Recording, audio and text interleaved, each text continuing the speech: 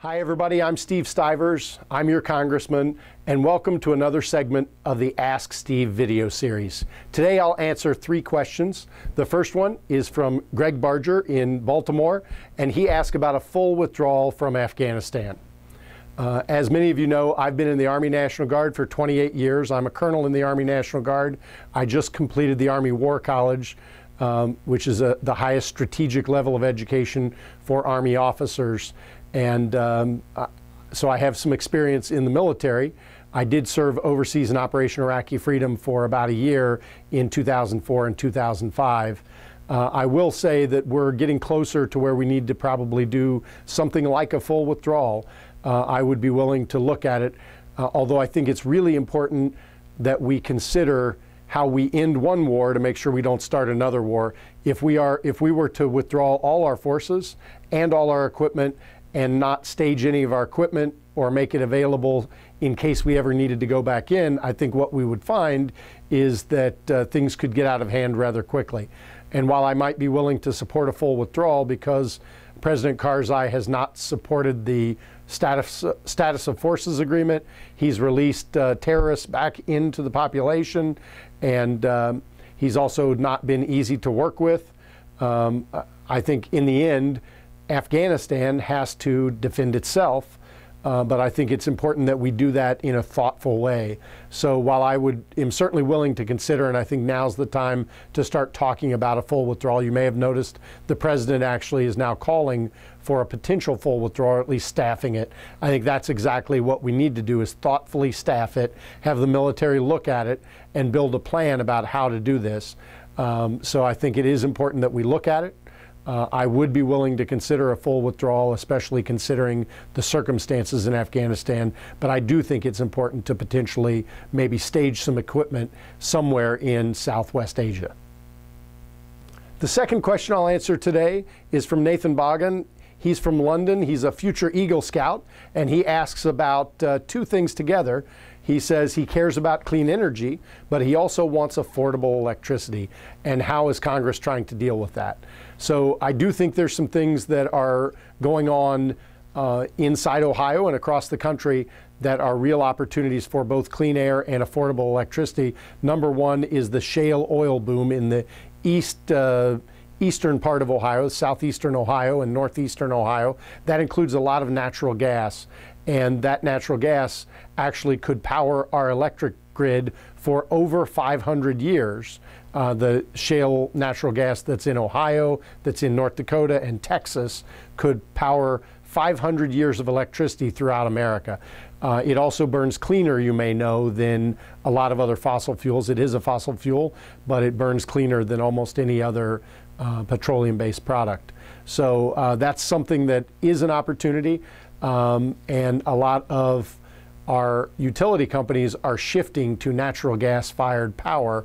In fact, there's a peaking plant in Wilkesville in Vinton County that last year I think only operated 3 days, because peaking plants only operate when the demand is there for them and the base load plants can't handle them, so they tend to operate in the hottest days of the summer when people are running their air conditioning. But there's an effort to take that natural gas plant in Wilkesville and turn it into a base load plant and invest some money in our district to make that happen, and then try to put that online as more of a base load plant. So that's an exciting thing that's going on. I do think it's an important thing that we talk about the Keystone Pipeline for North American energy independence. And I also think we need to look at and continue to invest in clean coal technology. They're doing some great work at The Ohio State University on clean coal that will give us clean air. But as many of you know, we are the Saudi Arabia of coal. We have more coal in both Ohio and in America than there are in most other countries. So we need to make sure that we can utilize that God-given natural resource, but do it in the cleanest way possible. So I am supportive of clean coal technology too. I think when we put those things together, we can make sure, Nathan, that we have clean air, but we also have affordable electricity. And those are great goals together, because electricity is one of the major inputs for manufacturing jobs, so it will result in more jobs. So as an Eagle Scout myself, good luck on your Eagle Trail, Nathan, and glad I got a chance to answer your question. The last question that I'll handle today is from Christy Frey in London, and she asked about Obamacare. She said she was already paying $120 a month for her premium, and she's also concerned because she currently has a $5,000 deductible, and she's being told it could go up somewhere between $7,000 and $10,000, and she wants affordable health care, and she asks, how do we get to affordable health care? Well, the first thing I think we need to do is get rid of the healthcare law that is driving up healthcare costs. It's caused 4.5 million people to lose their insurance. We have more uninsured people today than we had before the healthcare law was passed. So unfortunately, the healthcare law has taken us backwards. It's time to go forwards and focus on price, because if there's a crisis in our healthcare system, it's a crisis of cost. And so some things I think that can move us toward that is expansion of health savings accounts. I think we need more consumer-directed health care.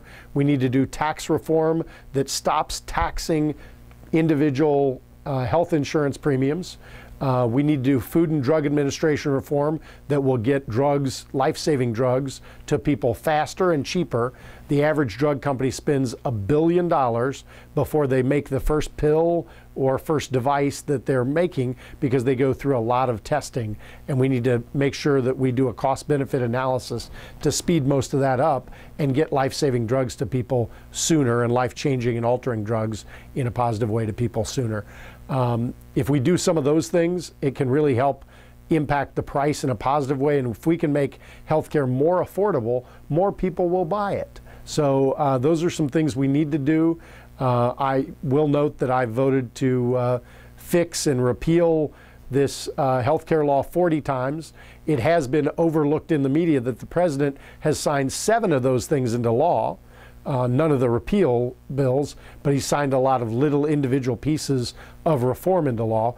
I'll continue to try to make the healthcare law better, but I do think it's better to start over, because it's a three-legged stool, and one of the legs won't stand up on its own. So I think it's better to start over and focus on affordability, the things I already talked about. Thanks for your question, Christy, and hopefully we can get you affordable health care that you and your husband like and need, and hopefully in the future, if you like your health plan, you'll actually get to keep it.